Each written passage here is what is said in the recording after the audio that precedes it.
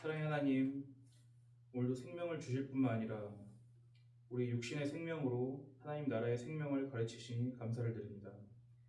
오늘 모인 교사 선생님들 지혜를 충만하게 해주셔서 우리 참 지혜 되신 예수 그리스도를 배울 수 있도록 도와주시옵소서.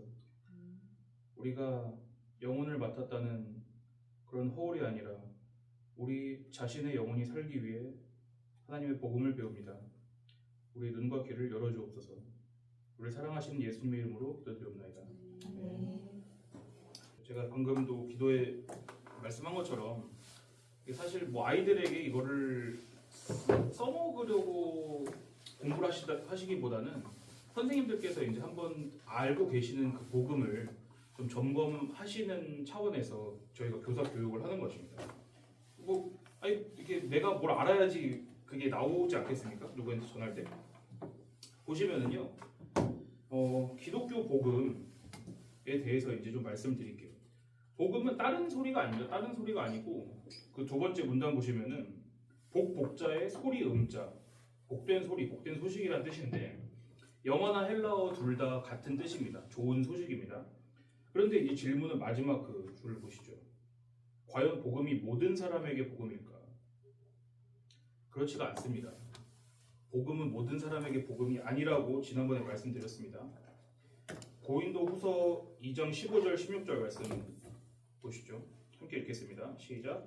우리는 구원 받는 자들에게나 망하는 자들에게나 하나님 앞에서 그리스도의 형이니 이 사람에게는 사망으로부터 사망에 이르는 냄새요 저 사람에게는 생명으로부터 생명에 이르는 냄새라. 누가 이 일을 감당하리요? 지난 시간에는 제가 이걸 이제 로마의 승전 세레머니와 그 잡혀간 포로들에 빗대어서 말씀을 드렸는데 조금 더 쉽게 말씀을 드리면 공감이 안 가실 수도 있겠지만 청국장을 한번 떠올려 보십시오. 청국장 좋아하시나요? 집에서 끓여 드시나요? 네. 그러면 이제 저는 아직까지도 잘 즐겨 먹진 않는데 청국장 끓이면 난리 나잖아요. 옆집 안 먹는 집은 난리 나잖아요. 그렇지만 그거 먹는 집은 청국장 내가 오늘 그 얼마나 맛있습니까? 그러니까 냄새라는 것은 딱 어떤 옳고 그름이 정해지지 않은 거라는 것이죠. 그걸 먹는 사람에겐 좋은 냄새고 안 먹는 사람에게는 악취라는 것입니다. 예수 그리스도의 복음이 그와 정확히 똑같은 성격을 가지고 있다는 것을 잘 아셔야 됩니다. 그럼 어떤 사람에게 복음이 되느냐? 뒤에 한번 보십시오. 아주 빨리빨리 넘어갑니다. 페이지 18페이지라고 너무 걱정하지 마시고요. 그럼 뭐가 복음을 진짜로 나에게 복음으로 들리게 만드느냐? 다시 말하면 어떤 사람에게만 복음이겠습니까? 복음의 내용은요, 제가 맨 첫 줄을 스킵을 했는데 다 아실 것 같아서 또 말씀드리는 거는 무례한 일일 수도 있을 것 같아서 생략했으나 다시 말씀드리겠습니다. 복음은 무엇이냐? 하나님께서 그 아들을 보내셔서 자기 백성들의 죄를 구원하시기 위해서 아들을 보내셨고 그 죽으심과 사심으로 말미암아 우리가 하나님과 다시 화목하게 되었다. 이건 다 아시죠? 눈 감고도 외우시잖아요. 근데 이게 모든 사람에게 복음이 아니란 말씀을 드린 거예요. 그럼 어떤 사람에게 복음이냐? 보라색으로 쓴 마가복음 2장 17절 제가 읽어드리겠습니다. 예수께서 들으시고 그들에게 이르시되 건강한 자에게는 의사가 쓸데없고 병든 자에게라야 쓸데있느니라. 나는 의인을 부르러 온 것이 아니오 죄인을 부르러 왔노라 하시니라. 제가 지난 시간에 히브리어의 그 대꾸법이라는 것을 잠깐 말씀드렸는데 이렇게 같은 형식의 문장을 두 번 반복해서 강조하는 것이죠. 우리의 몸의 질병과 어떤 아픔 같은 것은 그건 다 겪는 거잖아요. 그러니까 그게 아무렇지 않은 거라는 것이 아니라 그런 것들은 무엇을 설명하기 위한 하나님의 도구라는 것이죠. 그러니까 예수님께서 이런 목적만 위해서 오셨다고 철석같이 믿는 사람들이 있어요. 우리 병 낫게 해주신다. 그러니까 일례로 병 치료하는 기도원에는 그 누가 올까요? 아픈 사람만 가는 거예요. 거기에 아픈 사람만 모이는 거예요. 그러니까 예수님을 그런 분으로 알면은 그런 사람만 모이게 되어 있다는 것이죠. 근데 그게 아니라 죄인을 부르러 왔다고 하시잖아요. 여러분 이 페이지 중간에 써 있는 마태복음 1장 21절은요 꼭 외우셔야 됩니다. 이건 성경에서 가장 중요한 말씀이에요. 가장 중요한 말씀. 요한복음 3장 16절이 아니라 마태복음 1장 21절을 더 중요하다고 생각하고 이해하셔야 됩니다. 이걸 이해하시지 못하면 요한복음 3장 16절은 못 이해하시는 거예요, 사실. 자, 잘 들어보십시오. 예수님께서 이 땅에 오신 목적이 밝히 게시되어 있는 말씀입니다. 아들을 낳으리니 이름을 예수라 하라. 이는 그가 자기 백성을 그들의 죄에서 구원할 자이심이라 하니라. 예수님은요 다른 목적 때문이 아니라 죄에서 구원하러 오셨습니다. 그런데 여기서 긴장감을 드리자면은 누구를 죄에서 구원하러 오셨다고 하십니까? 자기 백성이죠. 자기 백성. 이 말씀은 무슨 뜻일까요? 이 말씀은 전제하고 있는 뜻이 있죠. 자기 백성이라는 게 있으면 무슨 백성도 있는 것입니까? 남의 백성도 있는 거예요. 남의 백성도. 그러니까 하나님을 다 안 구원하십니다. 우리가 그렇게 나이브하게 믿으면 안 돼요. 하나님의 사랑이라는 것을 우리의 인간의 사전적인 의미로 생각해가지고 그거에 깃대어서 하나님은 다 사랑하시지 이러면 우리 복음을 모르는 것입니다. 자, 예수님은 일단은 자세하게 설명을 하겠지만 무엇보다도 죄의 문제 때문에 오셨습니다. 병 고치는 거 1차 목적 아니고요. 기적 보여주시는 거 1차 목적 아니고요. 도덕 완성시키시려는 거 아니고 인류에 퍼뜨리기 위해 오신 거 아니고 이 땅의 천국 건설 위해 오신 게 아니라 죄 때문에 오셨다고요. 그러니까요. 다시 처음 질문입니다. 복음은 어떤 사람에게만 복음이겠습니까? 자기 백성. 그렇죠. 그 백성인데 그 백성은 어떤 특징을 가졌을까요? 자기가 죄인인 걸 아는 거죠. 그것입니다. 그거. 이와 반대로 복음은 어떤 사람에게는 청국장 냄새가 될까요? 나쁜 청국장 냄새가 될까요? 어떤 사람에게는? 그렇죠. 내가 죄인인 걸 모르는 사람은요. 아유 그까짓 게 뭐 이게 아니에요. 어제 말씀 들으셨죠? 어제 한 분 들으셨죠? 저기 설교한 거. 어제 말씀을 부디 꼭 들으시기 바랍니다. 저 어제 설교했는데 뭐 어디 조회수를 올리려는 게 아니라 제가 어제 그러셨죠. 네네 저는 항상 이 설교를 마지막으로 쫓겨날 수도 있다는 생각으로 해요. 저는 항상 설교를요. 그러니까 저를 이렇게 녹여낸다고 생각하시고 들으셔야 됩니다. 무슨 말씀을 했느냐? 이 복음은 자기 죄를 모르는 사람은 어떻게 되냐? 그러니까 복음을 말하는 사람에게 자기 죄를 깨닫지 못한 사람에게 복음이 들리면 그냥 무시하는 게 아니라요. 죽이려고 한다고요. 예수님은 죽으셨잖아요. 결국에. 예수님이 고발되신 제1차 고소 내용이 뭐였습니까? 하나님을 본인과 동일시했잖아요. 그 말씀은 무엇이냐면은 내가 죄를 사하는 권세가 있다라는 말씀을 하셨기 때문이거든요. 근데 그건 단순하게 네가 무슨 죄를 사하는 권세가 있어 이게 아니라 1차적으로 죄를 드러내신다는 뜻이에요. 그게. 그러니까 죄를 지적하니까 예수님을 죽이려고 모의를 하게 된 것이죠. 자, 넘어가겠습니다. 그러니까 보시면 성경은요. 나 왜 잘 살고 있는데 왜 가스라이팅해? 나 죄인 아닌데. 이러는 책이 아니고요. 성경은 우리의 정체를 밝히 까발리시기 위한 것이라고요. 그게 우리입니다. 그게. 그럼 제가 저 뉴스에 나오는 저 살인범이랑 똑같아요? 그런 형법상의 죄가 아니라 죄라는 것은 더 깊은 어떤 의미를 담고 있다는 것이죠. 그래서 우리가 그걸 발견했을 때 내가 이런 추악한 존재였구나. 죄라는 것은 하나님에 비추어 봤을 때 성립되는 것이로구나. 그걸 알고 거기에 놀라고 좌절하고 누가 나를 구원할까? 이것으로 인도하시는 게 복음이라고요. 아시겠죠? 그러니까 구원의 근거가 내 안에 있을까요? 없겠죠? 누가 이걸 물어보시면은 없다고 말씀하세요. 아셨죠? 이게 기독교와 모든 다른 종교를 구분 지어주는 특징입니다. 내가 그리스도인이다 하실 때는 나는 스스로 구원 못해요. 이걸 전제하시는 거예요. 자, 이제 그러면요. 예수님께서 어떤 식으로 드러나게 되시는지 예수님의 일하시는 것이 자, 읽어드리겠습니다. 마태복음 10장 34절에서 39절. 내가 세상에 화평을 주러 온 줄로 생각하지 말라. 화평이 아니오 검을 주러 왔노라. 검은 칼입니다. 그 껌이 아니라. 내가 온 것은 사람이 그 아버지와 딸이 어머니와 며느리가 시어머니와 불화하게 하려 함이니 사람의 원수가 자기 집안 식구리라. 아버지나 어머니를 나보다 더 사랑하는 자는 내게 합당하지 아니하고 아들이나 딸을 나보다 더 사랑하는 자도 내게 합당하지 아니하며 또 자기 십자가를 지고 나를 따르지 않는 자도 내게 합당하지 아니하니라. 자기 목숨을 얻는 자는 잃을 것이요 나를 위하여 자기 목숨을 잃는 자는 얻으리라.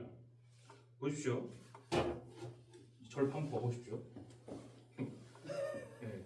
어차피 제가 하는 말이 다 나와 있는 내용이기 때문에 이 말씀은 이 36절을 제일 눈여겨 보시겠죠. 아, 그렇지. 그놈이 왼수지. 내 집안에는 그 자식이 왼수지. 내 동생, 내 아들, 뭐 이런 식으로 생각하시겠죠. 그것이 그런 말씀을 하시는 것이 아니고요. 또 39절처럼 뭐라 했더라? 필사즉생, 뭐 필생즉사 이런 말 있죠. 그 말도 아닙니다. 이것은요. 예? 그건 이순신이 한 말이죠. 충무공 이순신이 한 말씀이고 성경이 그 말씀을 하시겠냐는 거죠. 예수님은요, 우리에게 1차적으로 화평을 주러 오신 분이 아니에요. 아까 보십시오. 복음은 누구에게만 복음입니까? 자기 백성, 예수님의 백성에게만 복음이죠. 화평은 누구에게만 화평일까요? 예수님의 자기 백성에게만 화평이고요. 그럼 나머지 백성에게는 뭘까요? 불화죠. 그런데 잘 보십시오. 우리는 지금 우리가 정체성이 뭔지 몰라요. 우리 지금 스파이 게임을 하고 있는 것입니다. 우리가 교회 출석한다고 우리는 성도가 아닐 수가 있단 말씀이에요. 지금 우리가 성도 100%면 당장 천국 가야죠. 이 땅에 우리가 성도로서 보내심을 받은 이유가 무엇인지를 예수님이 깨닫게 하시는데 그게 어떤 식으로 드러났냐? 죄를 깨닫게 하시는 걸로 드러나는데 보십시오. 여기서 나오는 아버지, 뭐 딸, 어머니, 며느리, 시어머니 없지만 여기 아들 이런 것은요. 다 누구랑 관련된 거죠? 누구랑 관련된 것입니까? 나의 가족은요. 다 나 주변이잖아요. 나의 확장이 가족이라고요. 왜 가족이 아프면 내가 고통스럽죠? 내 확장이니까 그런 거예요. 왜 내 가족이 잘 되면 내가 그 걔보다 더 기쁩니까? 나의 확장이니까요. 나는 뭐 내 자식을 위해 죽을 수 있어요. 물론 자식 없는 사람이 하는 말이 대단히 어필이 안 된다는 거를 제가 이해하지만은 그럼 반대로 저희 어머니, 뭐 아버지라고 해보자고요. 그럼 제가 왜 부모님 욕을 들으면 왜 제가 길기를 날뛰니까? 야, 부모님이 저보고 참아라라고 그럴 거 아니에요. 그건 왜 그러냐면 제가 그분들을 나의 확장으로 여기고 있기 때문인 것이죠. 그러니까 보세요. 예수님께서 지금 이렇게 하신다는 것은 어떤 타인과 타인, 어떤 나와 다른 사람에게 불화를 일으키신다는 게 아니라 누구에게 불화를 일으키신다는 걸까요? 나 자신 본인에게, 나에게 그렇게 하신다고요. 그게 바로 죄를 드러내시는 거예요. 그거를 성경은 뭐라고 하시냐면요. 그게 바로 십자가를 지고 예수님을 따르라고 하신 말씀입니다. 십자가, 시간 지나가겠지만 제가 웃긴 얘기 하나 드릴게요. 좀 분위기를 환기하기 위해서. 절하고 교회가 붙어 있는데 교회에서 너무 찬양을 시끄럽게 하는 거예요. 이거 우스갯소리입니다. 그러니까 이제 스님들이 모여가지고 회의를 했어요. 누가 저 교회에 좀 가가지고 좀 너무 시끄럽다고 좀 조용히 해달라고 누가 말 좀 해주라고. 그러니까 스님들이 다 미루는 거예요. 주지 스님도 난 내가 주진데 어떻게 그러냐. 그 밑에 스님까지 동자승까지 갔어요. 네가 좀 갔다 와라. 동자 스님이 뭐라고 하는지 아십니까? 스님 제가 이 십자가를 져야겠습니까? 그랬대요. 그게 십자가가 아니라고요. 그러니까 십자가 내가 뭐 하기 싫은 일 뭐 그런 거를 내가 십자가 진다 이렇게 표현하지 마시고요. 십자가는 내가 죽는 것입니다. 아셨죠? 내 죄가 드러나는 것이요. 다음 넘어가겠습니다. 4페이지입니다. 예수님은요, 그러니까 내가 이 땅에 본성적으로 가지고 태어난 나의 자아, 어떤 나의 좋은 성품 이런 걸 개발시켜주러 오셨겠습니까? 그건요, 인간의 교육으로도 다 되는 것입니다. 예? 슈바이처나 뭐 저희 누가 테레사 소니아나 나이팅게일 이런 훌륭한 사람들 있잖아요. 그 사람들이 우리보다 낮게 살잖아요. 그렇죠? 바리새인이 21세기에 우리 교회 와가지고 우리 보면은 칭찬해 줄까요? 욕할까요? 욕하죠. 니네 이게 무슨 하나님을 섬기는 거야. 거기 서기관들 이런 사람들은요, 하나님의 말씀을 기록하다가 하나님의 말씀이 나오면 어떻게 하는지 아시죠? 여호와라는 그 이름 글씨가 나오면은 자기가 쓰던 붓을 꺾어요. 이제 더 쓸 수 없다고, 그 부정한 붓으로. 그리고 가서 목욕을 하고 옷을 갈아입고 와서 또 쓴다고요. 근데 예를 들어 레위기 이런 데 어떻게 하냐고요. 여호와 하나님께서 이러시되 여호와 하나님이 말씀하시되 이러면 어떻게 하냐고요. 그럴 정도로. 그게 그러니까 그거는 사실 뭐냐면 하나님을 공경하는 게 아닌 거예요. 하나님이 그런 거 안 원하신다고요. 하나님은요, 너희에게는 너희는 죄투성이야. 너희는 나 아니면 소망이 없다는 걸 깨닫기 위해서 주신 거지. 내가 하나님의 이름을 그런 식으로 공경하는 거를 원하시지 않는다고요. 아시겠죠? 그런 거는 우리가 그냥 얼마나 나은 존재인지를 드러내기 위한 하나의 세레머니일 뿐이잖아요. 의식일 뿐이잖아요. 참고로 중간에 그 저놈이 이단적인 말을 하는 것 같다. 뭐 그게 성경에 어디 나오냐 이런 것 같으시면 바로 질문을 해주십시오. 그냥 꽁 하시고 있다가 나중에 가져가지고 뒤에서 저 전도사가 이상한 소리 하다 이러지 마시고요. 자, 유튜브도 다 올려놓으니까죠. 그러니까 보세요. 복음의 의미를 다시 생각해 보시면은 복음이 뭔지는 아시죠? 그렇지만 그 대상, 복음이 만인에게 복음입니까? 아닙니다. 예수님은 무엇을 위해 오셨다고요? 마태복음 1장 21절에 세 부분으로 나눠놨습니다. 누구를? 자기 백성을. 뭐에서? 그들의 죄에서 구원하시기 위해. 그러므로 누구만 예수를 필요로 하느냐? 내가 죄인이란 것을 처절하게 아는 사람만 예수를 반가워하는 것입니다. 넘어가겠습니다. 5페이지입니다. 죄에 대한 패러다임 시프트. 이걸 한글에서 쉬프트라고 쳤더니 틀렸다고 시프트라고 바꾸라 그래가지고 바꿨는데, 이게 패러다임 시프트란 건 뭐냐면은 간단하게 말해서 옛날에는 이 자연과학을 사람들이 몰랐을 때 지구를 기준으로 모든 별들이 돈다고 생각을 했죠. 그랬는데 다들 아시죠 이거? 너무 진지한 표정 짓고 해줘서 오늘 처음 들으셨나 그래요. 아니 지구를 중심으로 도는 게 아니라고요. 그 옛날에 그렇게 알았다고요. 지구를 중심으로 태양도 돌고 이렇게 하는구나 그러지만 왜 우리 이 행성 전체를 태양계라고 그럽니까? 태양을 중심으로 나머지들이 돌기 때문이잖아요. 그렇지만 당시 사람들은 그거를 주장하는 사람을 화형시켰다니까요. 네가 어떻게 지구가 세상의 중심이지 어떻게 태양을 중심으로 돈다고 할 수 있어? 그래가지고 막 사람 죽였다고요. 그렇지만 나중에 밝혀진 바에 따르면은 행성들은 태양을 중심으로 돈다는 게 밝혀지고 사람들의 지성의 대변동이 일어나지 않았습니까? 그걸 패러다임 쉬프트라고 하는 것입니다. 패러다임은 그러니까 기존에 있었던 어떤 고질적인 너무 그 부정적인 말이고 일반적인 아무런 그냥 비판이나 의심 없이 받아들여지던 그런 일반적인 사실들을 패러다임이라고 그러고 그게 전환되는 걸 쉬프트라니까 패러다임 쉬프트라고 하는 것입니다. 그러니까 죄라는 거에 대해서 우린 패러다임 쉬프트가 일어나야 됩니다. 그러니까 죄라는 너 죄인이지 이렇게 할 때 그런 어떤 어감에 너무 집중하지 마시고 그 죄라는 분위기에 너무 집중하지 마시고 좀 실체를 까발려 보자고요. 죄의 실체를요. 그럼 보세요. 거기 이제 제가 1부터 10까지 표를 넣어드렸죠. 한번 체크를 해보십시오. 나는 얼마 정도 죄인이라고 생각하는지를 한번 동그라미를 쳐보세요. 시간을 좀 드리겠습니다. 옆 사람도 보지 마시고요. 네네. 저 주세요. 제가 드릴게요. 어떻게 드릴까요? 정수기 소리가 원래 나면 원래 소리가 나. 이거 제가 좀 전에 뜨거움을 받아서 그런가? 이걸 누가 켜놓으셨나? 아니 저게 오전부터 계속 소리 났던데요? 그래요? 뜨거움을 지 뜨거움을 스스로 조금 전에 써서 그럴 거예요. 어떻게 드릴까요? 뜨거움을 드릴까요? 네 중간 중간으로요? 섞어서. 알겠습니다. 정수기가 원래 소리가 저렇게 노래 안 나는데 중간중간 나요. 애가. 제가 더 큰 목소리로 말하겠습니다. 신경 안 쓰시게. 아니 괜찮아요. 제가 눌러져 있는 버튼가 눌러져 있는 네. 건가? 귀신같이 사람들이 이거 죄에 대해서 체크하라 그러면은 다른 거가 보이고 들리는 거예요. 안 들리던 아니에요. 주일에는 들리지도 않는데 왜 죄에 대해서 체크해 보라 그러니까. 어떠세요? 우리의 본성과 지금 마주하고 계신 거예요. 다 하셨죠?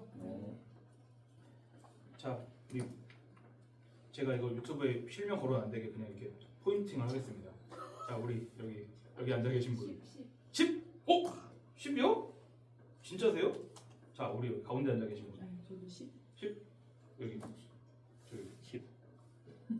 이거를 제가 앞에 걸 하고 했으면 안 되는 거예요. 그러니까 다 10이라고 모험 답안을 적어내셨죠? 아니 원래 10이라고 생각했어. 그래요?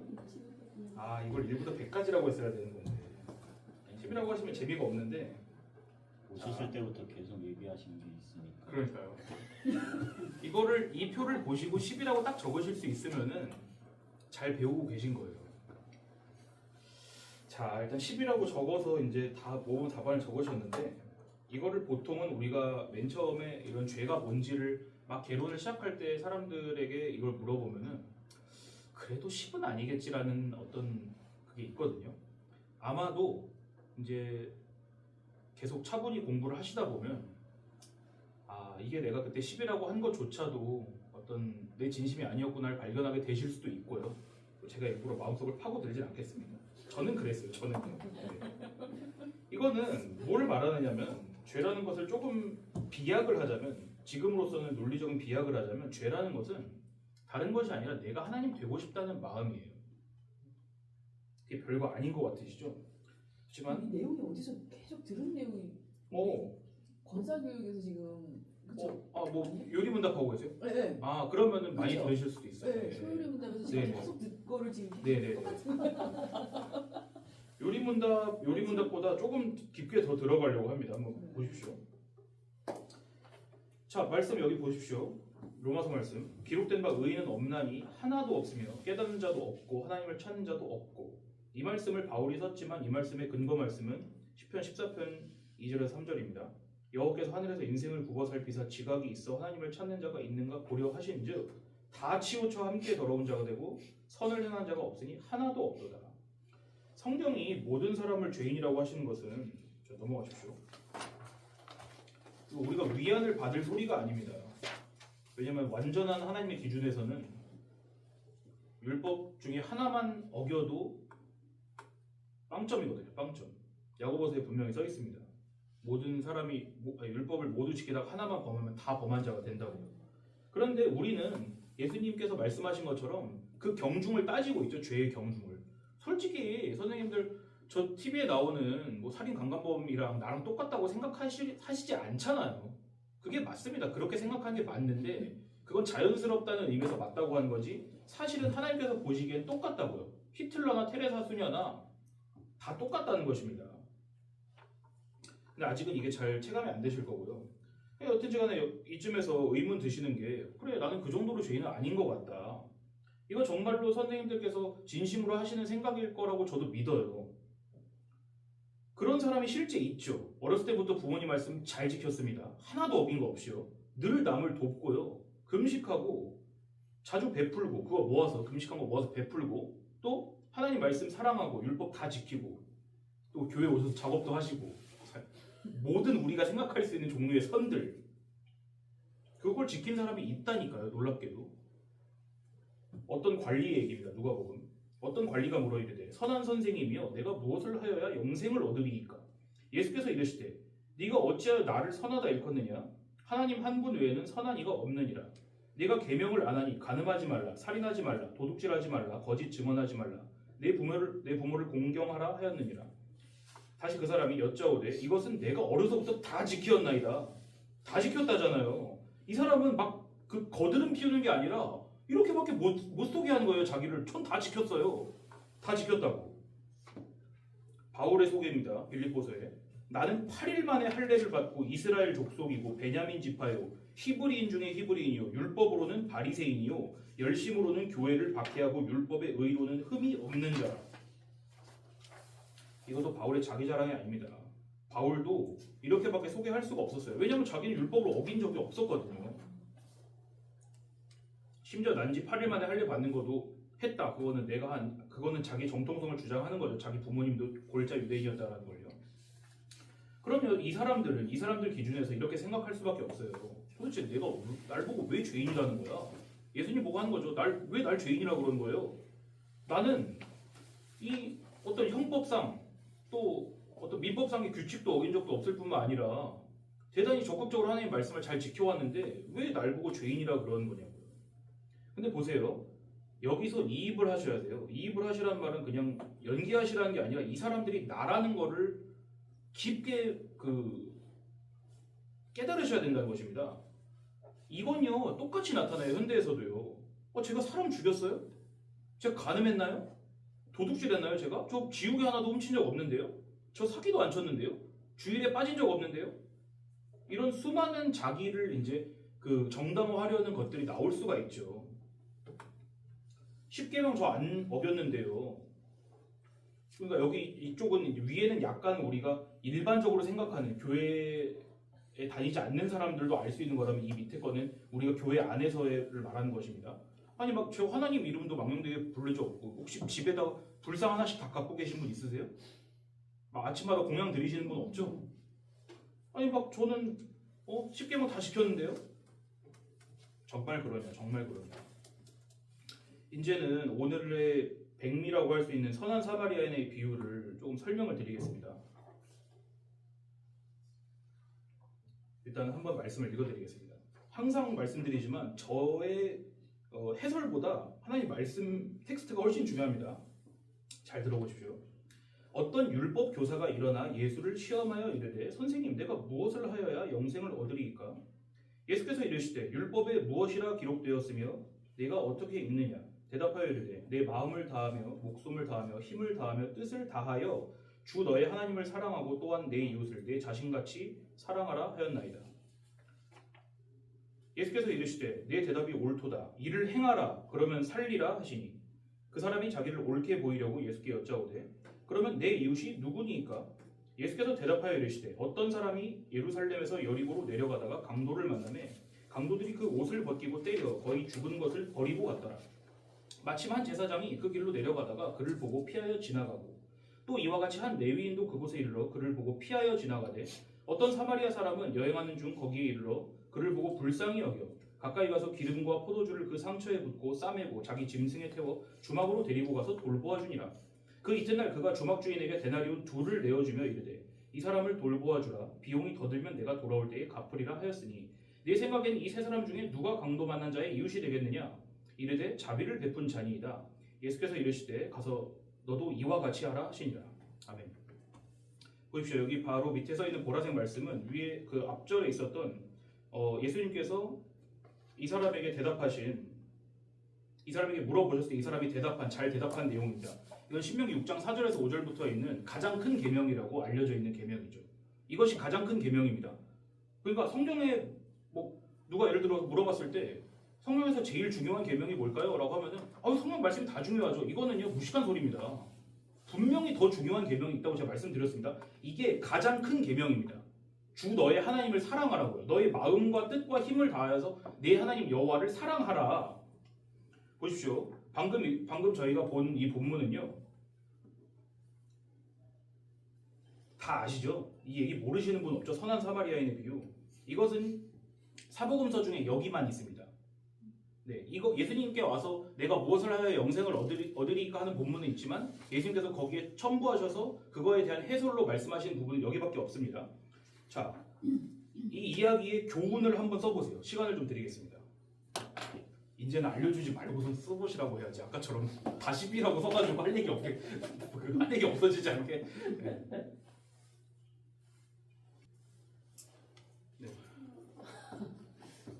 해보세요. 어차피 틀리실 거예요. 네. 제가 다 알 것 같으면 제가 이걸 왜 가져왔겠습니까? 여호와 하나님을 네. 먼저 사랑하고 네. 그 여호와 하나님 안에서 사랑하니까 이웃도 사랑해라. 그렇죠. 그게 좋습니다. 좋습니다. 제가 좋다는 말은 정답이라는 뜻은 아닙니다. 네. 네. 아유 지금 아니란 게 아니라 아닐 수도 있다고요. 네. 자 다른 분 또 다 하시죠. 오늘 네 분밖에 안 계신데. 여호와를 사랑하는 것. 여호와를 사랑하는 것. 네. 거기서 끊었어요 저는. 아 예. 네. 가위바위보. 너도 이와 같이 하라. 너도 이와 같이 하라. 야. 이게 네. 사실은 네. 이렇게 못해요. 네. 네, 솔직히 얘기해서 음. 너도 이와 같이 하라. 음. 노력은 할 수 있지만 네, 진짜 네, 네. 이런 마음을 가지고는 못한다. 그러니까 안 되더라고요. 진짜 늘 기도하잖아요. 네네. 이웃을 내 몸과 같이 사랑하고. 네네네. 기도는 하지만 실제로 그 상황이 처하면은 약간 하긴 하는데 그 마음이 진실일 때도 있고 진실이 아닐 때도 있고 사람에 따라서 또 네. 내가 막 구별해서 막 이렇게 하기도 하고 막 그런 게 보이더라고요. 정말 사랑하지 않는구나. 항상 그거를 많이 느끼거든요. 근데 하물며 가족한테도 그래요. 네. 이웃은 불구하더라도 네. 가족한테도 그런 모습이 보여지거든요. 근데 저는 역시 제일이구나. 말로만 사랑하는구나. 그런 거 많이 느끼거든요. 그게 느끼죠. 구별하지 말고 도우라. 구별하지 말고 도우라. 네. 다 좋습니다. 자 일단은요 그 해설을 하기 전에 그 전체의 8구 쪽에 걸쳐가지고 배경 설명을 좀 드릴게요. 좀 실감 나시라고요. 이 사람이 맨 처음에 강도 만난 사람은요, 예루살렘에서 여리고로 내려가던 중에 만났죠. 내려갔다고 하는 것은 예루살렘은 해발 높은 곳에 있고요. 여리고는 그 도시 중에 가장 지구상에 존재하는 도시 중에 제일 낮은 도시가 여리고입니다. 제일 낮은 육지는 사해고요. 한 1000m 고도 차이가 나는 거죠. 내리막길이죠. 근데 그 거리가 어느 정도 27km. 엄청 멀죠. 도보로 내리막길로 6시간에서 8시간 걸리고 뭐 당나귀나 뭘 타면은 4-5시간 걸린다고 합니다. 그러니까 이건 무슨 소리냐면은 걸어도 6-8시간이고 뭘 타도 4시간, 5시간이라면은 아스팔트 포장 도로가 아니라는 거죠. 지형적 특징, 험준한 산길과 협곡이 많아 강도들이 숨어있기 쉬운 곳. 그래서 여기서 딱 만난 것입니다. 강도를. 넘어가시죠.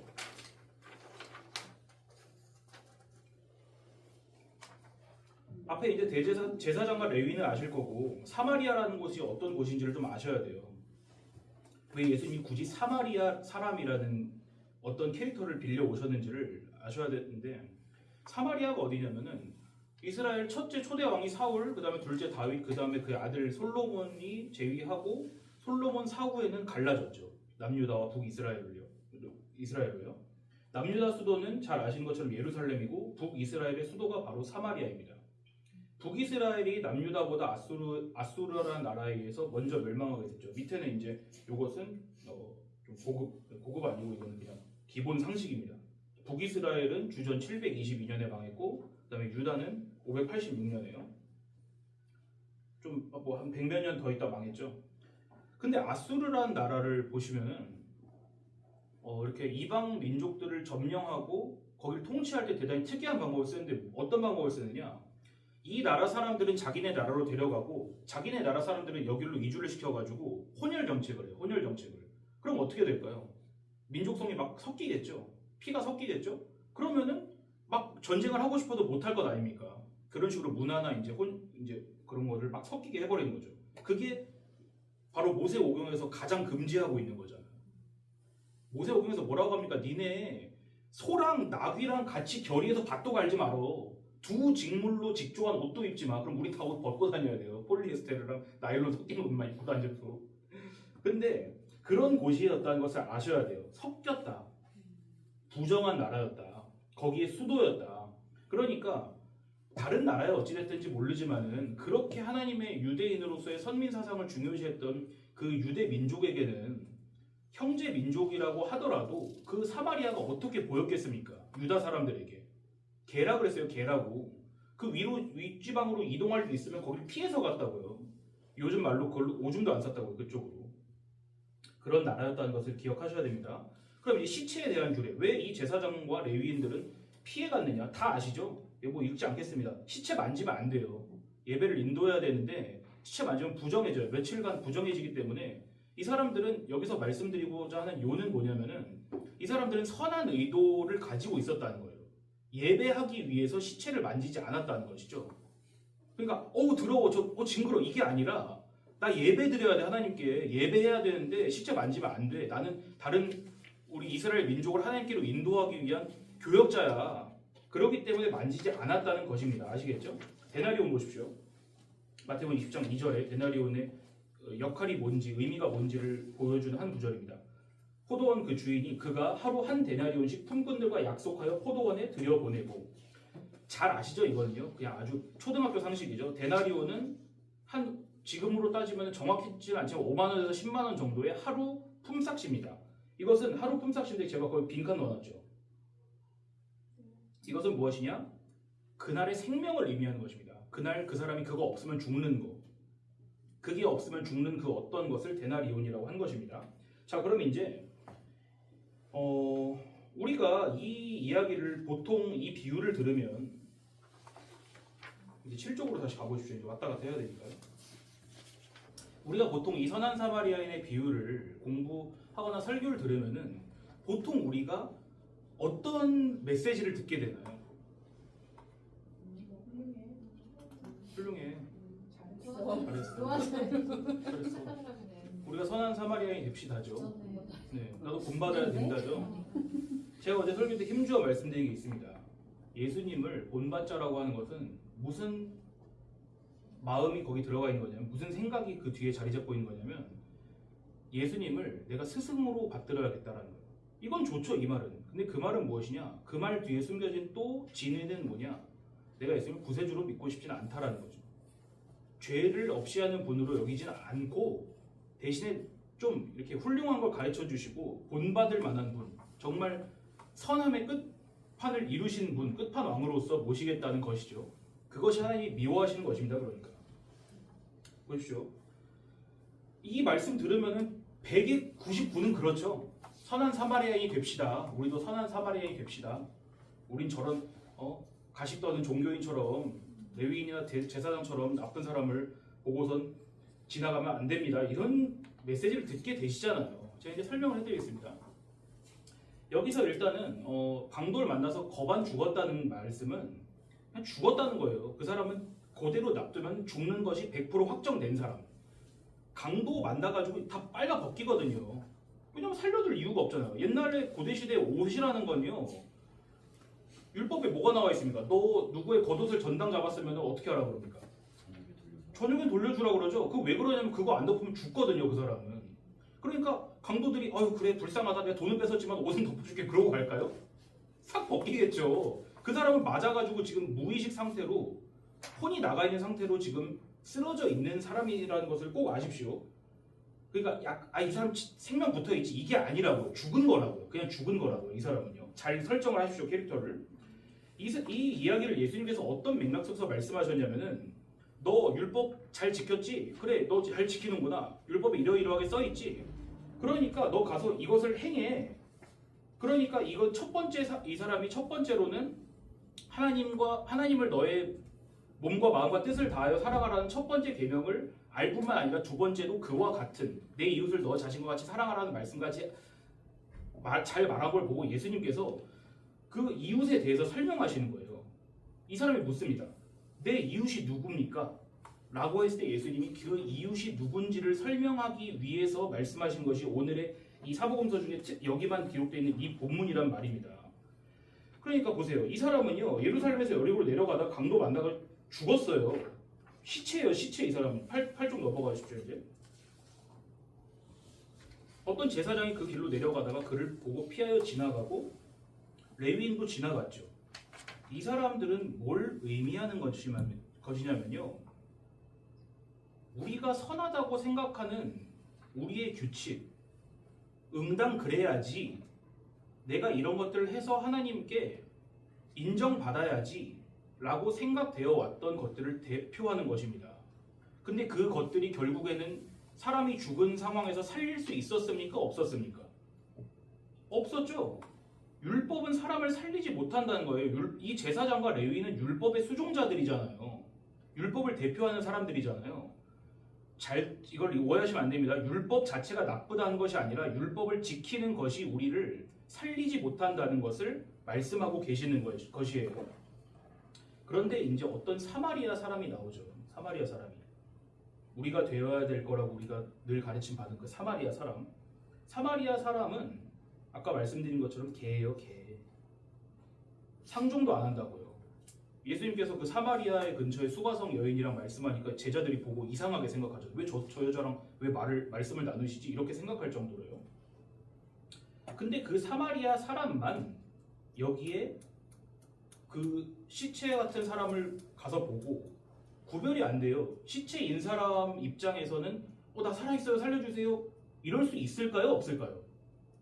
없어요. 시체는요, 시체는 죽은 거란 말입니다. 그 사람에게 가까이 가서 그 사람을 만져요.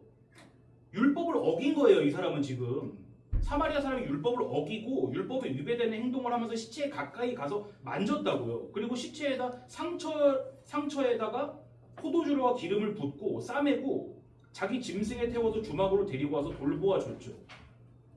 근데 이 사람은 잘 보십시오. 이 상황을 잘 보십시오. 이 죽은 시체와 같은 사람이 저 죽을 것 같아요, 살려주세요, 이 말 안 했다고 했습니다. 이 사람이, 사마리아 사람이 자기한테 와서 막 만져요, 자기를. 근데 보세요. 아까 이 사람 어디서 어디로 가고 있다고 했습니까? 예루살렘에서 여리고로 갔죠. 이 사람 어디 사람일까요? 여리고나 예루살렘 사람이겠죠. 이 사람은 그러니까 사마리아 사람과 상종하지 않는 사람이라고요. 사마리아 근처도 안 가는 사람인데 사마리아 사람이 정작 이 사람에게 왔을 때 이 사람은 야, 만지지 마. 너랑 만지면 부정해져. 이런 찍소리도 할 수 없었다고요. 아시겠죠? 자기에게 자기 상처를 만지고 거기다 뭘 발라서 치료하고 자기를 들쳐매고 할 때 아무 행동도 할 수 없었단 말입니다. 이 사람은요. 그냥 엎혀서 글로 끌려간 거예요. 그쪽으로. 그리고 그 이튿날 그가 여기 사마리아 사람이 주막 주인에게 데나리온 둘을 줬죠. 둘. 아까 데나리온이 뭐라고 했습니까? 1데나리온이? 그 품삯인데 그 의미는 뭐라고 했습니까? 그 사람의 생명이잖아요. 생명을 후하게 준 거예요. 후하게. 하나만 준 게 아니라 다음 날까지도 보살펴 주라고요. 생명을 풍성하게 주었다는 것입니다. 이 사마리아 사람이요. 그러니까 이 사람을 쭉 얘기하시면서 물어보시죠. 네 생각에 이 세 사람 중에 누가 강도 만난 자의 이웃이겠느냐? 그러니까 이 율법 교사가 말하죠. 사마리아 사람이요 이럽니까? 자비를 베푼 자인이다 이러죠. 그 말도 하기 싫은 거예요. 사마리아 사람이라고. 그리고 예수님께서 너도 이와 같이 하라라고 하시죠. 잘 보세요. 여기서 이 말씀 주황색으로 표시하는데 대단히 어려운 말씀입니다. 이거. 너도 가서 이와 같이 하라라는 말씀. 이 말을 들은 사람이 다른 복음서에서 보면 어떻게 하죠? 오케이 가서 하겠습니다 하고 돌아가나요? 근심하여 돌아가잖아요. 근심하여. 못한다는 말씀입니다. 우리가 이 메시지를 거꾸로 들을 때가 많아요. 그러니까 여기서 여러분 잘 보십시오. 사마리아 사람은 이방의 땅으로 끌려가서 그 나라 사람들과 뒹굴고 피가 섞여서 부정하게 된 어떤 사람의 그 상징이라고 했죠. 사마리아 사람은 그런 사람이라고 그랬죠. 자기 형제들에게도 배척받아서 저런 죽일 놈, 저런 하나님의 백성도 아닌 놈이라고 손가락질 받은 어떤 사람들이죠. 사람들이 상종도 하기 싫었던 어떤 사람. 누가 생각이 나세요 혹시? 그런 사람 누가 생각나세요? 아니, 주변 사람 말고 성경에서요. 세리? 세리는 사마리아 사람 아니잖아요. 세리는 사마리아 사람은 아니죠. 유대인인데 로마에 이제 그 부역을 하니까 외국노라고 그러거든요. 자기 땅에 왔는데 자기 백성에게 환영받지 못한 어떤 사람이 떠오르지 않으세요? 이 사마리아 사람은요 예수님이에요. 예수님. 보십시오. 예수님께서 가장 큰 계명이 뭐라고 물으셨을 때 뭐라고 답했습니까? 가장 큰 계명은 너의 몸과 마음과 뜻과 힘을 다하여 너의 하나님 여호와를 사랑하라고 한 것이었죠. 둘째도 그와 같으니 내 이웃을 내 몸과 같이 사랑하라 하신 것이니이다라고 했잖아요.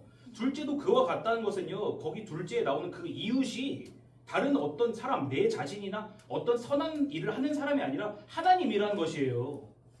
이해하세요? 둘째도 그와 같다 그랬잖아요. 그러니까 그 이웃은 지금 예수님께서 이웃을 설명하고 계시잖아요. 이 이웃이 누구냐라고 하는 이 율법 교사의 물음에 이웃이 누군지를 잘 내가 들려줄 테니까 누군지 네가 듣고 생각해봐 라고 했을 때 우리 죽은 시체와 같은 나는 할 수 없는 나는 내 주변 사람을 보면서 가장 가까운 가족이라고 하더라도 내 진심으로 사랑할 수 없는 죽은 시체와 같은 나에게 오셔서 내가 원튼 원하지 않든 일방적으로 풍성한 생명을 부어주셔서 짐승에 얹고 데려가가지고 그 뒤에 조치까지 부탁하신 풍성한 은혜를 베푸신 어떤 환영받지 못하는 사람, 그 사람이 이웃이라고요. 그 이웃을 지금 누굴 가리키겠습니까? 예수님의 말씀에서?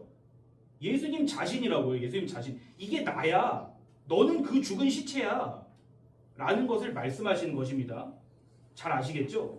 이것이 말씀하시는 것을. 그러니까 너도 가서 이와 같이 하라라는 것은 먼저는 뭘 깨달으라는 말씀이겠습니까? 너가 이 이야기에서 누구야라는 것입니까? 예수님 말씀은? 너가 그 강도 만난 자야. 너가 그 강도 만나서 거기 시체처럼 누워있는 생명 없는 자야. 너의 그 생명 없음은 율법 지킴이 해결하지 못해. 너의 그 생명 없음은 너가 그토록 물고 빠는 그 율법 지킴이지 너의 선함, 너의 행실, 너의 성품, 너가 개발한 그 좋은 것들 그런 것들은 죽었다 깨나도 넌 생명을 얻을 수 없어. 어떤 너가 싫어하는 너의 그 더러운 몸과 죽어있는 그 부정을 만져서 자기가 더럽혀질 어떤 사람이 와서 너를 만져야만 되라는 걸 말씀하시는 거라고요. 아시겠죠? 이해되시죠? 그러니까 우리가 이게 평소에 듣던 메시지랑 똑같습니까? 완전 180도 다릅니까? 다르고 달라야 되죠. 그런 것입니다. 9절에 한번 써보십시오. 이 비유에서 선한 사마리아인의 정체가 누구인지를요. 제가 지금 목소리가 높아지면서 즐거워서입니다. 화가 나서가 아닌가요? 왜 화가 나겠습니까 제가? 이렇게 하나님 말씀을 듣고 깨닫는 분들과 같이 말씀 나누고 있는데 선한 사마리아인은 누구라고요? 예수님이라고요. 예수님. 우리가 될 누군가가 아니라요. 또 이걸 듣고도 사람들은 주님 우리가 무엇을 하여야 하오리까? 라고 하시면 예수님께서 하나님께서 보내신 자를 믿는 것이 하나님의 일이라고 대답하실 거예요. 그러니까 니네는 할 수 없다. 니네는 죽었다 깨나도 할 수 없으니까 그런 일을 너희에게 해준 그게 나니까 나를 믿으라고 하시는 거예요. 이 이야기에서 우리가 누구라고요? 그 강도 만나서 죽어있는 자입니다. 아셨죠? 우린 도와달라고 찍소리도 할 수 없는 그 사람이라고요. 아셨죠? 이것이 오늘 선생님들과 개요로서 나누고 싶었던 부분입니다. 우리의 완전 무가치성 그리고 우리는 예수님께서 오셔서 우리의 그 더러운 것을 드러내시고 만지시고 치유해야만 생명을 겨우 얻을 수 있는 은혜가 필요한 은혜가 없으면 그대로 죽어 있을 존재라는 것을 베이스로 우린 깔아놔야 되는 것이 그것이 복음의 바탕이에요.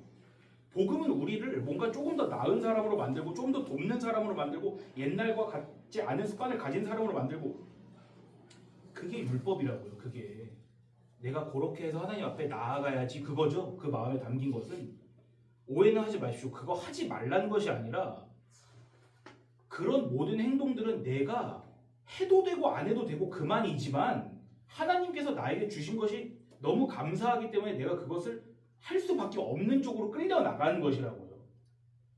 하나님은 그러니까 이를테면 너가 그 죽어서 나자빠져 있는 그 모습 너가 내가 만졌을 때 가만히 있는 그 모습 찍소리도 못한 그 모습 찍소리도 못하고 나귀에 실려가가지고 가만히 치료와 생명을 기다리는 그 모습을 성도라고 하신다는 것이에요. 우리가 도우려고 가봤자 그건 바리새인과 제사장과 레위인이 하는 것과 진대 없다라는 것을 말씀하시는 것이죠. 자 이제 넘어가겠습니다. 10쪽입니다. 시간 되면 땅 따질 테니까 겁에 질려있지 마시고요.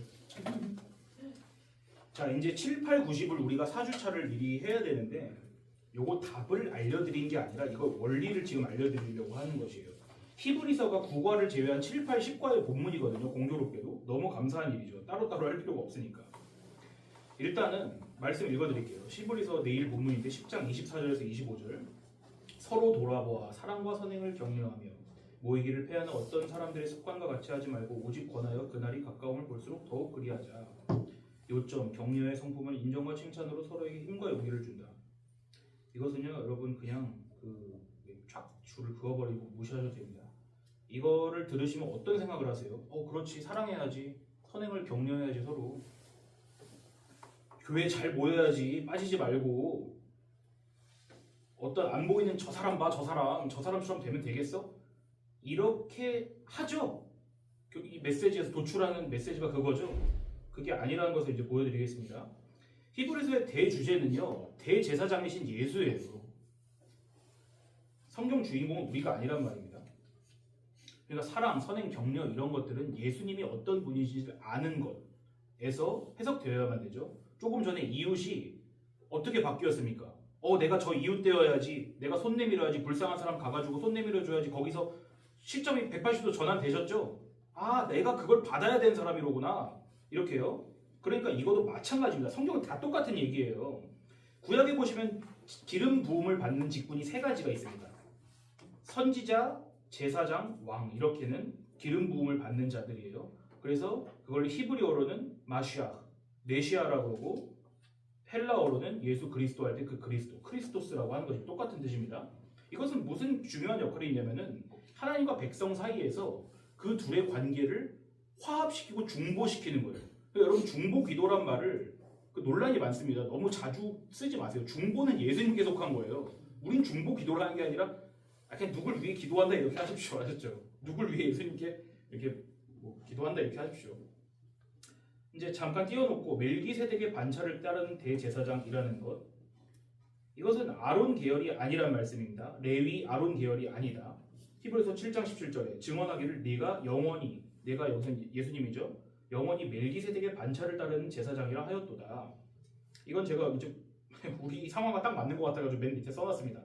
멜기세덱에 관해서 설명하려고 하는데 뭐라고 써놨냐면 히브리서 기자가 우리가 멜기세덱에 관해서 할 말이 많은데 너희가 듣는 것이 두나무로 설명하기 어렵다 이렇게 써놔서 제가 이거 보고 너무 웃겨가지고 선생님 무시하는 게 아니라 저 생각나서 그런 거예요. 넘어가십시오 이제 11쪽입니다. 아 이거 너무 많네. 뒤에 그냥 그 못하는 거는요 제가 답이라도 올려드릴 테니까 여기 그냥 13쪽까지 한다고 하고 끝난다고 생각하세요. 네. 쭉 읽어드리겠습니다. 여기를 하이라이트를 제가 길기 때문에 많이 쳐놨으니까 한번 보세요. 저번에 말씀드린 것처럼 빨간색은 긍정적인 개념이나 예수님과 관련된 것이고 파란색은 부정적인 거나 이제 율법 죄와 관련된 거라고 했습니다. 잘 들어보십시오. 이 멜기세덱이 누구냐? 살렘 왕이다. 살렘 왕이요. 지극히 높으신 하나님의 제사장이야. 여러 왕을 쳐서 죽이고 돌아오는 아브라함을 만나 복을 빈 자야. 아브라함이 모든 것의 10분의 1을 그에게 나누어 주니라. 그 이름을 해석하면 멜기세덱의 이름을 해석하면 먼저는 의의 왕이요 그 다음은 살렘 왕이니 곧 평강의 왕이요. 자 여기서 설명드리면은 멜기세덱에서 그 세덱은 체데크입니다. 히브리어로 체데크. 그게 의란 뜻이에요. 의로움할 때 의요. 그리고 살렘은 잘 아시죠? 살렘, 샬롬 또 같은 뜻을 가진 이름 솔로몬도 다 똑같은 뜻입니다. 그 히브리어는 그 모음이 이렇게 막 중구난방이에요. 그래가지고 예를 들면 우리식으로 하면 시읒, 니을, 미음 이렇게만 써져 있는 거예요. 그러니까 그걸 뭐 샬롬으로 읽기도 하고 뭐 살람으로 읽기도 하고 이렇게 솔로몬을 읽기도 하고 그런 것이에요. 근데 이 멜기세덱이 어떤 사람이냐? 아버지도 없고 어머니도 없다는 거예요. 그냥 어디서 갑자기 영문도 모른 채 느닷없이 튀어나온 인물인데 뭐 족보도 없고 시작한 날도 없고 생명의 끝도 없어 하나님의 아들과 닮아서 항상 제사장으로 있느니라. 이 하나님의 아들이라는 것은 대단히 중요한 말이고요. 성경에서 이건 예수님을 가리킬 때 쓰이는 말이라고 이제 밝혀졌죠. 그러니까 이 사람이 얼마나 높은가 생각해봐라. 니네가 그렇게 좋아하는 조상 아브라함도 자기가 얻은 노량물 중에 10분의 1을 그에게 줬어. 레위의 아들들 가운데 제사장 직분을 받은 자들은 율법을 따라 아브라함의 허리에서 난 자라도 자기 형제인 백성에서 10분의 1을 취하라는 명령을 받았으나 이건 무슨 말이냐면은 레위 계통, 아론 계통의 제사장들은 율법을 따라 이 사람들은 율법을 따라서 직분을 수행하고 있는 자들이라는 뜻입니다. 지금 대조하는 것입니다. 이 사람들은 아브라함의 자손이지만 허리에서 난 것은 이제 그 사람의 씨라는 것을 완곡하게 표현하는 거죠. 거기서 아브라함의 씨를 따라 난 이 사람, 율법을 따라 난 레위, 아론 계통 제사장들은 자기 형제들에게서 10분의 1의 11조를 받아서 생활하도록 돼 있었다. 그런데 보십시오. 6절에 레위 족보에 들지 아니한 멜기세덱은 아브라함에게서 10분의 1을 취하고 약속을 받은 그를 위하여 복을 빌었나니 논란의 여지 없이 낮은 자가 높은 자에게서 축복을 받느니라. 그러니까 저기 히브리서 기자는 사실 잘 누군지 모릅니다. 바울이라고 추정은 하지만 정확하지 않으니까 그거는 이제 넘어가시고요. 이 히브리서 기자가 말을 하는 게 무슨 얘기냐? 니네가 그렇게 섬기는 아브라함 지금 그리스도인, 유대인, 그 다음에 아랍인 모두의 공통 조상이라고 하는 엄청 위대한 인물이잖아요. 그 아브라함 있잖아. 그 아브라함이 멜기세덱으로부터 복을 받았어. 아브라함이 더 낮은 거야. 멜기세덱이 높은 거야. 이거 8절에 여기가 바로 그 앞에서 말한 죽을 자들 누굽니까? 누구 계통의 제사장들입니까?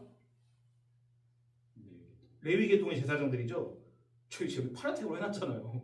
자, 빨간색 저기는 누구입니까? 그럼 누구 계통? 멜기세덱 계통의 제사장. 그러니까 또한 10분의 1을 받는 레위도 아브라함으로 말미암아 10분의 1을 바쳤다고 할 수 있는, 이건 그러니까 아브라함 이후로부터 바쳤다는 것입니다.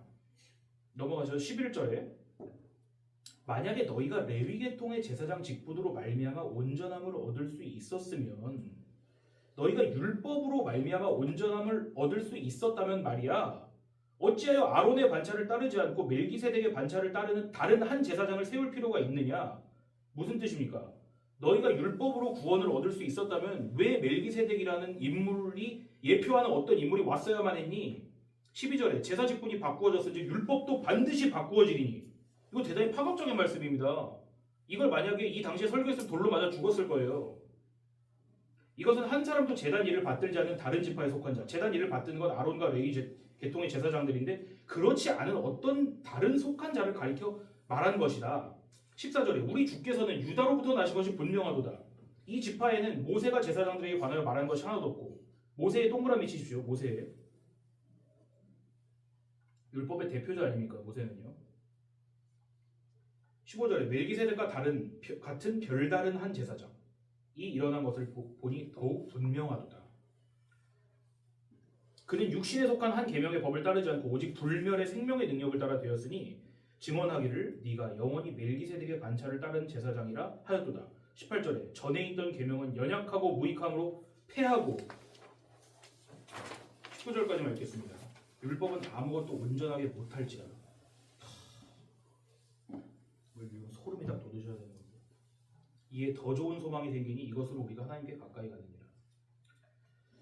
자, 이건 우리와 관련이 없는 이야기가 아니라 완전히 관련이 있는 이야기입니다. 이제 조금 일상으로 돌아와서 선생님들 왜 신앙생활을 하십니까? 우리가 왜 교사 직분을 맡고 또 찬양팀 봉사하고 또 주일에 순번 돌아가면서 이제 교회 와서 청소하고 이런 것들이 그 쓸데없다고 하는 게 아닙니다. 그게 아니라 그런 것들을 하는 우리의 마음을 한번 잘 보시라고요. 아까 서원 선생님 말씀하신 게 전 정답이 90% 가깝다고 생각하는데 내가 그걸 하는 게 내 진심이 아니구나. 그 뒤에 칭찬받고 싶은 마음이 없나요? 그럼요, 있죠. 저는 전도사 왜 할까요? 이게 보람차니까 하죠. 그게 나를 위해서 하는 거란 말입니다. 저는 뭐 다 퍼주고선 저는 막 예수님처럼 살 것 같으세요? 저도 집에 가면은 반바지 입고서 다이 긁으면서 유튜브 보는 사람이에요. 성경 선생님도 아들 키워봐서 잘 아시잖아요. 완곡하게 표현한 것입니다. 허벅지를 긁는다고 하는 건요. 아니 너무 갑자기 막 상상이 돼가지고. 그거 똑같아요. 전 머리 안 넘겨요. 주일 아니면요. 오늘도 교사 교육 있으니까 머리 넘기고 왔지. 제가 왜 5분 10분을 들어가지고 드라이를 하고 오겠습니까? 그게 나를 옳게 보여주는 거잖아요. 그게 나를 옳다고 증명해주는 일인 거죠. 그게 우리가 우리 자신만을 위해서 살아간다라는 성경 말씀이 유효하다는 것이에요.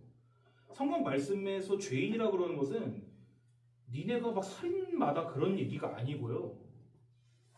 근데 우리 살인자는 맞아요. 왜냐면요. 예수님께서 율법을 새롭게 하시잖아요. 모세의 율법에 살인하지 말라고 하였으나 나는 너희에게 이르노니 뭐라고 하시죠? 모한 자마다 살인한 자라고요? 미워하는 사람. 형제 미워하는 자마다 너 형제 보고 바보라 불렀어? 너 살인한 자야. 형제를 보고 라가라고 하면 공회에 끌려간다고 하잖아요. 유대 최고 법정으로 너 끌려갈 거야. 너 지옥에서 심판받을 거야. 이 말씀이거든요. 근데 우리는요 그걸 별로 이게 진중하게 받아들이지 않는다고요. 그게 뭔 살인이야. 미워한다고 다들 너도 나도 하는 걸. 근데 그게 왜 누구 보고 바보라 그럴까요? 내가 너보다 낫다는 거잖아요. 난 너보단 나아. 난 너랑은 달라. 난 너보다 하나님 말씀 잘 지켜. 니까지 교회 안 다니는 게 무슨 네가 구원이 뭔지는 알아? 예수가 누군지 알아? 그 마음이요. 그게 살인이에요. 그러니까 사람 칼로 이렇게 찔러가지고 피 팍 터지는 게 살인이 아니라 하나님의 말씀이 살인을 규정하신다니까요. 그러니까 바울이 로마서 1장부터 3장까지 뭘 말씀하냐면 너희 다 죄인이라는 것입니다. 막 동성애자 얘기한 게 아니고요. 뭐 남녀가 순리를 뭐 영리로 쓴다 이런 그거 보시면 어떻게 생각되세요? 나머지는 다 나에게 속한 건데 그것만 딱 보고 난 동성애는 안 했어. 난 저놈들보단 나아. 이렇게 생각 안 하세요? 그렇게 생각하는 마음이 죄라고요. 그러니까 난 예수 없이도 이런 말씀들 지켜가지고 하나님 앞으로 가서 칭찬받고 천국 갈 거야. 이게 죄라고요. 아시겠죠? 근데 누가 이걸 죄라고 가르쳐줍니까? 교회가 아니면요. 그렇게 하라고 하잖아요. 그렇게 살라고 하잖아요. 저 사람 본받아. 가톨릭에서도 예수님 탄생하신 성탄절에 플래카드 걸어준다니까요. 불교에서도요. 우리 좋으신 예수님을 본받자 그러고 다음 연도에는 교회에서 가가지고 거기서 법당에서 설교해주고 그게 기독교 개판으로 알고 있는 거예요. 그러니까 예수님이 죄를 드러내러 오신 분이라는 걸 알지 못하고 그렇게 인류의 스승으로 전락시켜버리는 거라고요. 근데 그게 다른 데서 일어나지 않아요. 교회에서 일어나요. 교회에서. 마귀는 절에 안 있습니다. 바리새인들은 절에 안 있었다니까요. 하나님의 율법을 수호하는 그 자들이 그 자리에 있었죠. 그걸 아셔야 되는 거예요. 그러니까 내가 오늘 이 자리에 나와서 내가 성경 공부하고 있는 거 제가 기도회 때 말했죠. 우리가 누굴 위해서 하는 게 아니라 누구 위해 하시죠 지금? 나 좋자고 하시는 거죠? 우리의 그게 본질입니다. 본질. 죽은 시체, 강도 만나서 발가벗겨져서 누워있는 자, 누가 와서 나를 만져서 부정한 나를 만져서 그 부정함을 자기가 옮아간 누구가 필요한 그런 존재들이라는 것이죠. 이걸 알아야지 예수를 사랑하죠. 내가 원하던 메시아가 아니니까 어떻게 했습니까? 예수님이 병 고쳐주실 때는 구름대처럼 따라다녔어요. 사람들이. 근데 예수님 계속 들어보니까 이상한 얘기를 하시는 거예요. 너희가 날 먹어야 돼. 난 생명의 떡이야. 난 이런 거 하러 온 게 아니라 너에게 죄를 알려주고 생명이 무엇인지 알려주러 왔어 하니까 사람들 다 떠나잖아요. 그리고 12명이 남죠. 예수님이 뭐라고 하세요? 너희도 가려느냐? 그러시죠. 그러니까 수천 명 따라다니는 사람들이 예수님의 본질을 깨닫고 나선 다 떠나갔다고요. 얼마나 비참한 일입니까? 그리고 그 제자들은 남았나요? 다 떠나갔죠. 예수님 겟세마네 잡히실 때 가장 가까이 있었던 제자도 그 유대인들은 뭐 반스 이런 게 없어요. 속된 말이지만 겉옷 입는 거라고요. 그거 붙잡히니까 빨가벗고 도망갔다니까요. 그게 우리의 본질입니다. 어이구 저런 부끄러운 놈 저렇게 어떻게 예수님 배신하고 갈 수 있어. 그렇게 혈기를 못 참고서 칼 빼들어가지고 귀를 잘라버렸네. 그게 우리입니다. 우리. 그걸 알아야 예수를 필요로 하고 사랑하게 되는 거예요. 우리는 원시복음 아시죠? 창세기 3장 15절에 여인의 후손은 뱀의 후손의 머리를 박살내고 뱀의 후손은 어떻게 합니까? 여인의 후손인 예수님을 발뒤꿈치 물죠. 그 뱀의 후손이 누구일까요? 어떤 마귀 스님일까요? 우리입니다. 우린 예수님의 발목을 물어서 그 피를 빨아먹는 것으로 연명하는 그런 존재들이라고요. 그렇게 우리가 대단하지 않습니다. 여기서 멱살 안 잡힌 것만으로도 전 하나님께 감사합니다. 우락부락한 분이 마동석 같은 분이 와가지고 야 이씨 내가 그렇게 지금 잘 살았는데 네가 뭔데 내 의를 무시해? 네가 내 신앙생활을 다 전복시키려는 거야? 이렇게 안 하실 것 같으시죠? 그렇게 돼요. 진짜로요. 사람이 열심히 살수록 예수님을 더 죽이게 된다니까요. 7, 8, 90의 그 내용을 여러분 선생님들께서 그 구역 모임 하시는 거 있잖아요. 거기서 하시는 걸로 다 하시면 돼요.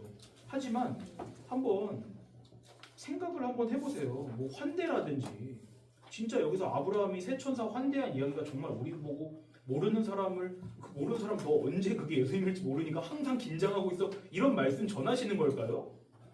그게 아니죠. 아브라함이 환대해서 복 주신 거 아니에요. 아시겠죠? 아브라함도 시체입니다. 아브라함의 프로필이 나오는 창세기 21장 후반에 보면은 그냥 도움 되시라고 아브라함 얘기하고 마치겠습니다.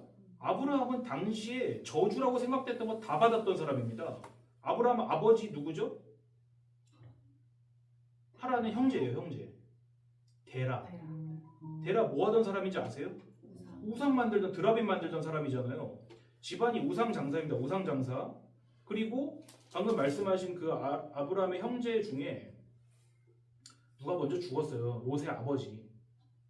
그러니까 보세요. 아버지는 살아있는데 아들이 먼저 죽었죠. 저주예요. 저주. 지금도 그렇잖아요. 자식이 먼저 간 사람을 표현하는 말이 없는 슬픔이잖아요. 네? 그리고 사라. 불임이죠. 불임. 이게 저주 3콤보라니까요. 당시에 저주라고 생각됐던 것은 다 가지고 있었던 게 아브라함의 첫 소개라고요. 시체죠. 시체. 죽어서 누워있는 시체. 그에게 어느 날 임하신 거예요. 하나님께서. 아브라함이 맨날 착해가지고 손님 언제 오나 이러고 있다가 천사들을 환영한 게 아니라 이건 그거의 반복입니다. 반복. 그냥 하나님께서 일방적으로 사마리아인처럼 아브라함에게 찾아와 주신 것을 다시 반복하는 이야기인 것이지 우리 보고 누구를 맞이하고 니네 언제 너 그거 아깝다 하나님이 스킵했네 너를 6월절 지나같이 너를 니네 집에 복을 네 발로 걷어찼어 이런 일 안 일어나요 여러분. 네? 우리가 뒤집을 수 있는 섭리 따윈 존재하지 않아요. 아셨죠? 그러니까 믿으세요. 예수님께서 선하시다는 것을요. 우리가 원수 되었을 때도 사랑하셨다 그랬잖아요. 그러면 지금 그 아들의 피로 말미암아 화목되었은지 얼마나 더 화목하겠냐고 하신 거니까 우리 인생에 이제 마이너스가 없는 것입니다. 정말 죄송하지만 도피성 말씀드릴게요. 도피성 갈렙 얘기입니다. 뒤에 쫙 넘어가 버렸어요. 16쪽입니다. 갈렙이 결국 받은 곳은 어디죠? 헤브론이죠. 헤브론은 무슨 의미냐면 나중에 이제 유다 왕국의 첫 7년 반을 헤브론에서 보내죠. 다윗이. 그러니까 이건 오실 하나님 나라를 예표하는 어떤 상징적인 지역이에요. 그런데 그거보다 중요한 건 무엇이냐? 나중에 도피성이라는 곳을 하나님께서 지정해 주시죠. 도피성이라는 것이 무엇이죠? 부지 중에 살인한 자가 글로 도망칠 수 있는 곳이죠. 자, 도피성. 범죄자, 죄 지은 자가 그 안으로 가서 생명을 얻는 곳. 누구를 의미하겠습니까? 예수잖아요. 예수님이잖아요. 도피성의 특징이 뭐냐면은 도피성으로 안 도망가면 붙잡혀 죽는 거예요. 죽여도 무죄예요. 근데 도피성으로 들어간 사람 죽이면 안 돼요. 그런데 도피성으로 들어간 사람은 밖으로 나오면 어떻게 되죠? 죽는 거예요. 그 사람은 문 앞에 기다렸다 저 자식 나왔다. 바로 도끼를 그냥 찍어버리는 거죠. 그런데 이 사람에게 오직 한 가지 소망이 있습니다. 도피성에서 있는 자가 자유해서 자기 집으로 돌아갈 수 있는 그 구원의 상징이 있어요. 그거를 알리는 사건이 있어요.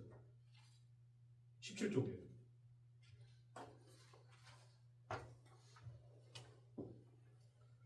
그 도피성에 있는 사람은요, 그 당시 대제사장으로 있는 사람이 죽죠. 그 사람 자유예요. 그럼 잘 보십시오. 내가 도피성 지금 들어가 있는 사람입니다. 난 지금 누가 죽기만을 기다리고 있을까요? 대제사장이 죽기만을 기다리고 있겠죠. 대제사장이 누구라고요? 아까 히브리서에서 예수님이시죠. 우린 예수가 죽기만을 기다려야 되는 것이에요. 예수님이 죽어야 내가 자유하구나라는 걸 알기 위해서 도피성을 주신 것입니다. 갈렙이 이걸 요구했다는 것은 갈렙이 막 끈기가 좋은 그게 아니라 갈렙 이름 뭔지 아시죠? 개예요, 개. 뭐 그렇게 충성스럽다는 그런 거를 강조하기 위한 게 아니고 하나님의 언약을 이 사람이 믿은 것. 믿음이라는 것은 내가 붙잡는다고 되는 게 아니라 그거 믿음을 주신 분이 계속해서 부어주셔야 되는 그 어떤 것이죠. 저번에 제가 말씀드렸잖아요. 제가 성경 선생님 저 500만 원만 빌려주세요. 없다 그러잖아. 없다고. 너무 매몰차시네요. 없어요. 진짜 없어요. 진짜 잘하네요. 알겠습니다. 있어도 안 빌려주실 거잖아요. 근데 왜죠? 왜 저 안 빌려주시죠? 믿음이 없잖아요. 내가 닐 뭘 알고 500만 원을 빌려줘. 믿음은 본질은 그걸 주시는 분이 주시는 거라고요. 언약을 주시는 분께서 그거를 그 사람 속에서 불타오르게 45년간 불타오르게 해주셨기 때문에 그 사람이 유지한 거지 갈렙이 잘했다는 것을 강조하기 위한 얘기가 아니라는 것입니다. 그래서 그가 언약으로 받은 그것이 무엇입니까? 헤브론이죠. 헤브론 누굴 상징한다? 우리가 그 안에서 안식을 누리고 그 대제사장이 죽어야만 우리가 자유를 얻게 되는 그 상징인 헤브론을 말씀하시는 것이라고 했습니다. 뭐 10과 똑같은 얘기고요. 끝났습니다. 대단히 어려운 거를 오늘 하셨어요. 좀 어지러질 하실 수도 있어요. 머리 아프시죠? 그렇지만은 좋은 건 뭐냐? 전 맨날 똑같은 소리만 할 거니까 주님 우리에게 생명을 주시니 감사를 드립니다. 생명은 우리 안에 있지 않고 오직 하나님의 아들 안에만 있다는 성경 말씀이 정말 우리에게 참된 증거가 되어서 우리가 죽은 시체이며 누군가 우리에게 다가와서 우리를 만져주고 우리에게 생명을 주지 않으면 우린 영원히 거기 누워 있을 것입니다. 우리가 살아 돌아다니지만 좀비와 마찬가지로 우리에게 예수를 아는 생명이 없다면 우린 그냥 시체와 진배 없다는 것을 성령께서 매일 깨닫도록 하여 주시고 정말로 하나님이 약속하신 것처럼 성령이 우리에게 임하셔서 우리가 불받고 방방 뛰는 그런 것이 아니라 성령께서 오셔서 하시는 바로 그 사역, 죄와 의와 심판에 대하여 우리를 새롭게 하시는 그 사역을 우리 속에 이루어 주시기를 간절히 소원합니다. 그래야 우리가 잘못 알고 있던 죄의 개념들이 박살나고 하나님이 아시는 그 죄의 진짜 그 지식이 우리 속에 와서 그 죄를 우리 속에서 발견하고 예수를 간절히 사모하게 될 수 있도록 복 내려 주옵소서. 우리를 사랑하셔서 십자가에서 다 이루신 예수님의 이름으로 기도드리옵나이다.